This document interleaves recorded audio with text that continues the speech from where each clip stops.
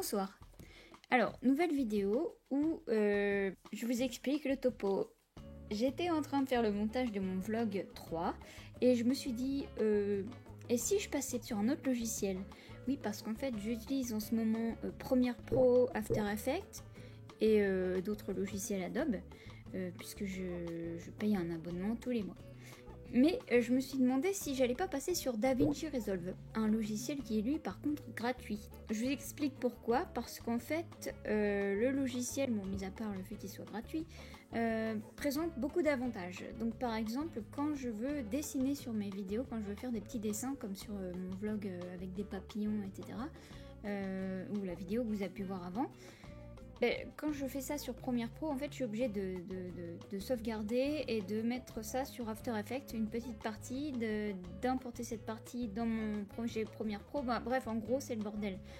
Parce qu'on peut faire ça en interne entre les logiciels, mais ça marche jamais avec moi et ça bug tout le temps. Donc, je me suis dit qu'avec DaVinci Resolve, ça pourrait résoudre justement un de mes problèmes, c'est qui est le gain de temps et aussi le gain d'espace, parce que si j'arrive à me passer d'After Effects, parce que je sais qu'on peut aussi animer des logos avec DaVinci Resolve, si j'arrive à me passer d'After Effects et Premiere Pro, ça me ferait de la place déjà sur mon PC, ça me prendrait moins de temps que de naviguer entre plusieurs logiciels. Enfin voilà, donc ça pourrait être intéressant pour vous de découvrir ce logiciel en même temps que moi. Donc une particularité aussi du logiciel qui m'intrigue beaucoup, c'est la fonctionnalité des nœuds. Parce qu'en fait, le logiciel ne fonctionne pas avec des calques comme tous les logiciels Adobe. Là, ça fonctionne avec des nœuds comme un circuit électrique. Ou comme dans Minecraft avec la redstone. Dans un premier temps, on va déjà télécharger le logiciel, je vous laisse avec moi-même. Donc là, on est sur le site de Blackmagic Design, donc c'est ceux qui ont développé DaVinci Resolve. En fait, donc on voit que c'est quand même un logiciel assez pro qui serait utilisé d'ailleurs par les pros, parce qu'au départ, ce logiciel servait vraiment uniquement à modifier les images, à l'étalonnage, et vraiment pour changer la couleur. Bon, je descends parce que ça me donne le tournis. C'était vraiment pour changer la couleur, la colorimétrie des images, et puis ça s'est transformé en logiciel de montage comme on l'a aujourd'hui. Donc là, ce qu'on voit, c'est que on a vraiment la partie montage, on a la partie colorimétrique, c'est cette partie qui m'intéresse parce que j'ai envie de voir les possibilités vraiment bien changer. J'ai vu qu'il y avait un gros potentiel dans l'étalonnage justement. Et alors, il y a une partie bibliothèque audio où il y a déjà des sons préenregistrés, ce qui est vraiment pas mal déjà. Et puis la partie fusion, celle-ci aussi, c'est celle qui m'intéresse parce que c'est la partie After Effects, on va dire. Et par contre, comme j'avais dit, c'est pas un système de calque, c'est un système de nœuds, et c'est ça qui m'intrigue et qu'on va voir tout à l'heure. Enfin, il y a aussi de l'intelligence artificielle dans le logiciel. Il y a le DaVinci Neural Engine. Je ne vais pas m'attarder dessus parce que c'est pas pour ça que je télécharge le logiciel. Après, il y a deux versions. Donc, il y a une version gratuite qui est déjà bien chargée et une version payante. Ce qu'on voit, c'est que c'est 275$, mais c'est que j'ai l'impression qu'on le paye qu'une seule fois. Et ça, c'est bien parce que comparé à Premiere et After Effects, où là, t'es obligé de payer tous les mois, ça te revient cher au bout d'un moment. Il faut se renseigner, je dis peut-être des conneries, mais si acheter en ligne 275$, pour moi, c'est que tu payes qu'une fois. Donc moi, je vais prendre la version gratuite. Faites pas comme moi, au départ, j'ai téléchargé cette version. Et une fois que je suis arrivée là, on me demandait la clé d'activation. Un peu con, la fille. J'avais vu, c'est la version la plus complète. Youpi! J'ai cliqué dessus. Mais non. C'est celle-ci qu'il faut télécharger. Donc là, on peut enregistrer toutes ses coordonnées et puis on le télécharge. Et voilà. Donc quand on ouvre le logiciel, on arrive là-dessus. Donc là, on a un projet de base. Nous, on va en faire un nouveau. Comme c'est la vidéo d'avant sur ma chaîne, je vais marquer vlog 3. Ici, donc on arrive sur l'onglet Cut. Donc c'est là où on fait le montage. C'est à peu près la même organisation que tous les logiciels de montage. Donc ici on a l'onglet médias où on importe les médias. Onglet cut, j'imagine que ça doit être pour prévisualiser chaque séquence, et l'onglet montage pour monter véritablement les séquences. Les fusions, où là on pourra faire les effets. Étalonnage, donc c'est pour régler la couleur de nos médias. Fairlight pour le son, et ici pour l'exportation. Donc en gros, ça c'est Media Encoder, ça c'est After Effects. Voilà, donc là on va importer nos trucs. Ici on a tous les disques durs. Alors c'est là que je vais pouvoir retrouver mes médias. Donc là j'avais exporté toute la vidéo qu'on va mettre là-dedans. On va pas modifier là, c'est le nom d'image. Le son, la musique et puis blabla montage. C'est ma voix off. J'ai toutes mes pistes, donc la vidéo avec le son de la vidéo, la piste audio et la musique. Maintenant, moi ce que je veux faire surtout c'est dessiner sur ma vidéo. Je vais dans l'onglet Fusion, ici on a les deux nodes, donc le node entrée et le node sortie, donc Media In, Media Out. Et pour dessiner dessus, donc là on voit qu'il y a deux petites boules qui apparaissent, en fait c'est pour voir le visualiseur. Donc on a la vidéo avant et la vidéo en sortie. Donc maintenant pour peindre, je vais cliquer à côté, comme ça je vais ajouter un effet de peinture. Donc l'effet de peinture on peut pas le faire comme ça sans rien, donc on va rajouter, je clique encore à côté, je vais rajouter un effet, un background, un fond. Donc le fond comme ça je vais le connecter à ma peinture, donc vraiment ça fait comme un circuit électrique. Et maintenant je vais connecter ma peinture à mon média ici. Voilà, et on voit que ça crée un merge, donc un domino, donc le merge pardon ici. Et tout ce qu'on va faire ici va se répercuter sur la sortie parce que le sens du courant on va dire c'est comme ça. Et alors là on voit que c'est tout noir et donc on va juste cliquer sur le visuel, on va visualiser plutôt la peinture et ce qu'on voit c'est que tout est noir, donc on va réduire l'opacité à 0 du background et comme ça tout ce qu'on va peindre va se voir sur la sortie. Par exemple voilà, ça se voit ici. Pour bien voir ce qu'on va faire, je vais me mettre en grand. Je vais voir, donc pour le pinceau, je vais régler la taille, etc. Donc comme il n'y a pas de pelure d'oignon, c'est un peu chiant pour faire du vrai dessin animé.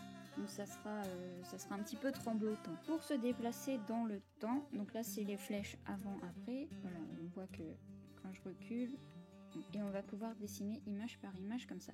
Donc là on a tous les outils pour dessiner. Ici on a le multistroke, ici le clos multistroke, je sais pas ce que c'est, stroke. Donc c'est coup de pinceau simple. Multistroke en fait c'est que même si on donne plusieurs coups de pinceau comme ça, ça fera un seul, ça sera regroupé en un seul. Donc nous ce qui nous intéresse c'est celui-ci. Après moi je suis pas un tuto complet, hein. C'est vraiment pour vous montrer rapidement ma découverte de DaVinci Resolve. Donc ici je vais faire mon petit monstre de Loch. Le problème c'est que image suivante, tout a disparu. C'est ça, la pelure d'oignon ça permet de voir en transparence les images précédentes, pour pouvoir redessiner correctement sur les traits. Mais là il va falloir jongler. Donc là moi ce que je vais faire c'est essayer de refaire le Nessie dans le verré par rapport à l'image du. Ça j'avais fait à peu près comme ça.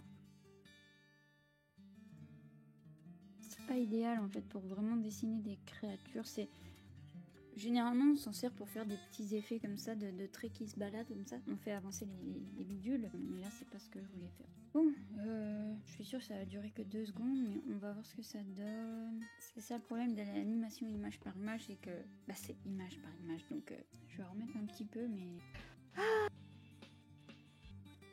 voilà, faudrait que je m'arrête ici. 28, 29, 30, encore 32 fois ça. Allez, à toutes. Hop, voilà. Une petite séquence. Bon, et maintenant, il n'y a plus qu'à faire ça sur toute la vidéo. Bon, j'ai un petit peu mieux regardé comment marchait l'étalonnage. En fait, oui, j'avais fait n'importe quoi. Je vais donc faire un nouveau test avec une vidéo justement contrastée. Je vais importer le fichier. CTRL-I le raccourci pour aller chercher les fichiers. Voilà, donc là, on est dans l'onglet étalonnage. Étalonnage, donc pour la couleur. Et effectivement, ici, on a des filtres en fait. C'est les luttes. Les trucs prédéfinis, c'est ça, ce que j'avais pas vu la dernière fois. Donc en gros, tu enlèves voilà, quand on fait glisser comme ça, ça nous fait des filtres prédéfinis. Mais là, on va essayer de le faire à la main.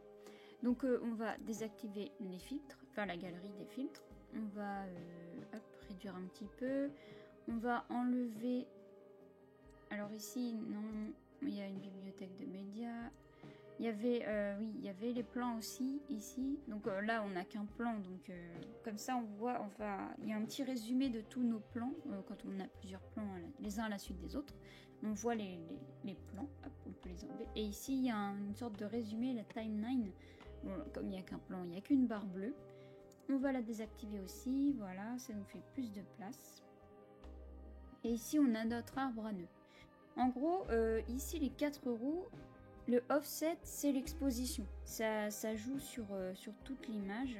Ici, c'est plutôt les lumières, hautes lumières. On voit quand je bouge ça. Sur le spectre, alors je sais pas si vous voyez ma souris ici. On voit le spectre qui bouge. Voilà, quand je monte dans les rouges, le rouge monte. Ça, c'est pour les couleurs. Évidemment, sinon, il y a cette petite roue là pour gérer directement. Quand on baisse le gain, hop. Donc ça baisse les hautes lumières. Quand on baisse les gammas, en fait ça joue sur les lumières au milieu. Et le lift, c'est sur les basses lumières. Donc les lumières, plutôt les contrastes, enfin le sombre. Quand le spectre ici a pas les pieds sur terre, ben les noirs sont un peu blancs. Pardon. En gros, cet outil-là, ça va nous permettre d'avoir un visuel et de savoir visuellement donc comment est notre image, la santé de l'image. Donc là on voit qu'elle est un peu surexposée au-dessus et en dessous les noirs sont vachement prononcés aussi. On va essayer de résoudre cette image. Donc la première fois moi j'ai complètement raté, d'ailleurs vous voyez sur la vidéo qui est déjà sortie. Là justement on va essayer de faire ça correctement. Donc on a la température de l'image, on peut régler la température, donc plutôt froid, plutôt chaud. La teinte, donc on peut changer la teinte ici, donc on voit que sur le spectre ça change le mélange des couleurs. Le contraste évidemment, plus ou moins contrasté, donc on voit carrément que le spectre est comprimé ou est étiré. Le pivot, je sais pas exactement encore à quoi ça sert. Et le mid détail, c'est quand je mets moins de détails, c'est un peu plus flou. Le boost, je connais pas trop la différence entre la saturation et le boost. J'ai l'impression que c'est un peu la même chose. Ici, on a les basses lumières, ici les hautes lumières. Celui-ci, je ne sais pas trop. Voilà. Donc, on peut aussi régler avec la courbe. On peut gérer les lumières. C'est moche. On peut gérer donc les noirs et rajouter des courbes. Donc on va essayer, oui c'est vrai que j'avais essayé de faire, on peut mettre un libellé sur le nœud. Hop, exposition. Donc on va gérer les basses lumières. On voit mieux le visage. Et les hautes lumières parce que c'est quand même un peu cramé ici. Mais maintenant on voit que c'est un petit peu trop sombre. On va essayer de régler un peu de gamma. On voit la courbe, un peu plus de gain. Donc on voit que la courbe est un peu mieux. Alors pour voir l'avant-après, voilà, c'est ça. Avant, après, avant, après. Ou alors je crois qu'on peut faire CTRL-D, voilà. CTRL-D sur le nœud. L'image avant, l'image après. Il y a du mieux. On va rajouter un deuxième nœud et celui-ci, ce sera pour la température. Donc c'est coup de pinceau simple. Le petit truc en fait c'est que même si on donne plusieurs coups de pinceau comme ça fera un seul, ça sera regroupé en un seul. J'essaie de voir un petit peu au pif, mais... Non. Hop. Donc là, c'est peut-être un peu trop bleu finalement. Là c'est un peu vert, c'est un peu magenta. On va essayer de régler peut-être. Je sais pas ce que je fais. Ah non, je sais qu'on peut régler un seul. Ah, voilà. Ça marche pas du tout.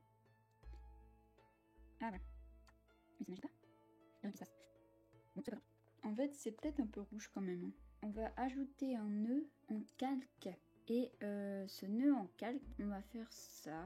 On va prendre la pipette. On va prendre... J'essaye un truc. On va prendre la pipette. En gros, ça va sélectionner la teinte de la figure. Hop, on voit ici là. Et ça isole ma tronche. CTRL D. Voilà, on voit que le rouge a été... aspiré. On a une figure tout à fait potable. Pas trop rouge. Et le reste est inchangé.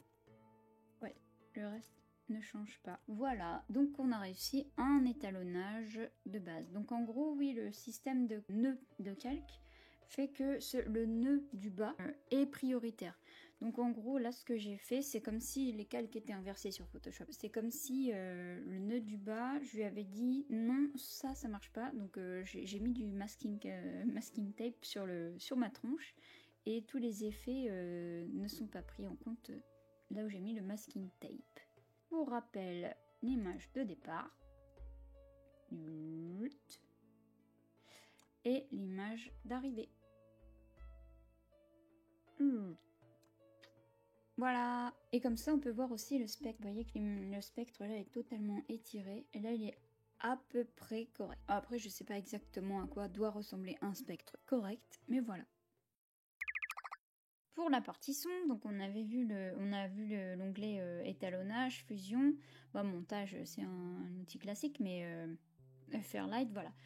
Pour la Sonothèque, on a cet onglet ici. Donc quand on appuie sur l'onglet Sonothèque, on se retrouve ici avec... alors là, non, vous n'avez pas, si vous venez d'ouvrir le logiciel, vous n'avez pas ce petit truc-là. Parce qu'il faut d'abord télécharger la bibliothèque dont je vous avais parlé. Il faut appuyer là et on peut choisir... donc moi je l'ai téléchargé déjà, mais ici donc vous avez normalement un petit bouton ou en tout cas un écriteau marqué télécharger une sonothèque ou une database. En cliquant dessus, ça nous amène sur ce site-là. Donc leur site à eux. Alors moi ça s'est ouvert tout seul, donc ça a téléchargé tout seul le fichier, ça a fait un zip. Que donc vous téléchargez, vous placez dans le dossier ou le disque dur que vous souhaitez. Moi je l'ai mis dans le fichier DaVinci Resolve, pas m'embêter. Je l'avais mis dans le fichier audio qu'il y avait déjà dans mon truc. Ça m'a téléchargé ces trois trucs là. Donc là c'est l'extension d'application, je sais pas ce que c'est. Enfin bref, donc le fichier Media File, il est là. Donc on voit qu'il y a 515 sons préenregistrés. Donc tout est en anglais. Ah oui, j'ai pas mon casque donc j'entends pas ce que vous entendez, mais si j'entends. J'ai mon casque à côté.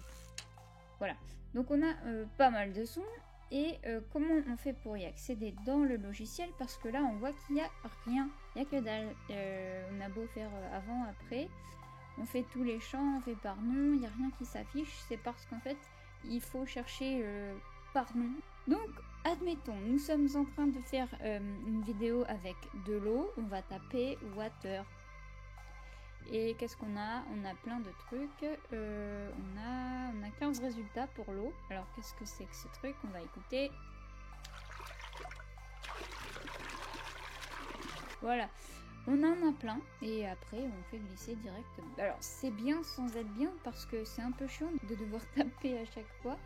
Et justement j'ai regardé une vidéo d'un gars qui expliquait qu'il y avait un autre moyen. Donc c'est la chaîne de Pixenlight, je crois. Je vais citer mes sources dans la vidéo, comme ça je vous montrerai des vraies personnes qui savent vraiment bien se servir du logiciel, mais moi c'est ma découverte, je vous l'ai déjà expliqué. Donc comme je disais, on peut télécharger ses propres bibliothèques. Ah voilà, il faut aller dans Local Database à la française et on fait ajouter une sonothèque. Et après on se retrouve avec un autre fichier qu'on peut rechercher. Chat, qu'on peut rechercher pareil. Mais par contre, il y a une autre solution. Deuxième solution, on va sur l'onglet Média et ici, on a en fait la possibilité d'avoir un fichier qui est partagé avec toutes nos vidéos, tous nos projets. Donc ce qui est pas mal parce que quand on fait par exemple des vidéos YouTube, on a souvent des sons qui reviennent ou des musiques qui reviennent pour avoir une identité auditive, je sais pas comment on dit. On va aller dans... Alors attends, c'est dans... Voilà, donc j'ai enfin trouvé où se cacher les fichiers partagés, les chutiers partagés, pardon. Donc c'est pas dans affichage comme j'avais pu le voir sur certaines vidéos. En fait, c'est dans les trois petits points ici et on a Show Power Bins. Donc parce que bin en anglais c'est chutier et c'est pour ça que j'ai pas trouvé. Et donc ici on a quand on clique sur le chutier partagé, bah on n'a rien parce que pour l'instant on n'a rien mis dedans. Donc ici on a notre disque dur, enfin on a tous nos disques durs. Donc là moi j'avais mis le fichier que j'avais déjà réalisé au cours de toutes mes vidéos. Le chat s'en va. Voilà. Donc j'avais déjà amassé pas mal de sons, de musique, etc. de mes anciennes vidéos. Donc j'avais fait un dossier exprès, donc vidéo, hop, et voilà, j'avais un bruitage, j'ai fait son, etc. Et donc je vais cliquer dessus, je vais le glisser dans master du chutier partagé. Et en fait dans mon fichier, il y a plusieurs fichiers. Je vais faire un fichier bruitage et là-dedans je vais tout mettre, voilà, tous mes bruitages. Ensuite dans master je vais faire un deuxième. Donc on va faire un chutier musique cette fois-ci. Voilà. Et on va faire un dernier chutier pour les effets visuels. Et voilà. Donc on a nos 3 petits chutiers. Est-ce que je peux... Oui, on va faire ça comme ça. Donc comme ça on a tous nos effets. Hop. On a nos musiques. Là. J'aime bien les musiques. Et puis les sons. Donc voilà. Et maintenant quand on va aller dans Fairlight, on va pouvoir fermer ça, on va plutôt ouvrir bibliothèque de médias, et comme ça on aura accès à tout aussi. Donc là si par exemple je veux un bruit de clavier, voilà. Voilà, donc j'espère que la vidéo n'est pas trop longue, j'ai pris l'habitude de faire des toutes petites vidéos, la dernière elle fait à peu près 3 minutes, mais bon on peut pas présenter un logiciel en 3 minutes. Conclusion, le logiciel me convient très bien, il est très pratique. Après, il faut encore que je maîtrise quelques parties, notamment sur le montage où j'avais mes marques en fait sur Premiere. Donc là, je voulais gagner du temps, j'en perds un peu, mais c'est le temps de m'habituer au logiciel. Par exemple, les pistes de montage que je trouvais pratiques, quand on en coupait une, elles se regroupaient l'une contre l'autre. Mais finalement, quand j'enlève une partie, des fois ça me décale les bandes. Bon, il faut que je trouve, il doit y avoir un réglage que je connais pas. L'étalonnage, la partie étalonnage est hyper puissante. Il faut vraiment que je m'attarde là-dessus. Conclusion, c'est un très bon logiciel gratuit. Si vous voulez vous mettre à la vidéo ou si vous cherchez un logiciel, franchement, je vous conseille DaVinci Resolve. La version gratuite est très bien. Après, évidemment, si vous êtes plus pro, il y a la version payante qui est encore plus complète et vraiment très balèze. J'ai vu toutes les possibilités, il y a beaucoup de vidéos. Je vous mettrai en lien des chaînes qui parlent justement très bien du logiciel et vous pourrez suivre leurs tutos. Notamment Antoine Vallée, un Canadien, qui fait beaucoup de petits tips comme ça. Voilà, et bien écoutez, je vous remercie d'avoir suivi la vidéo jusqu'au bout et je vous dis à la prochaine.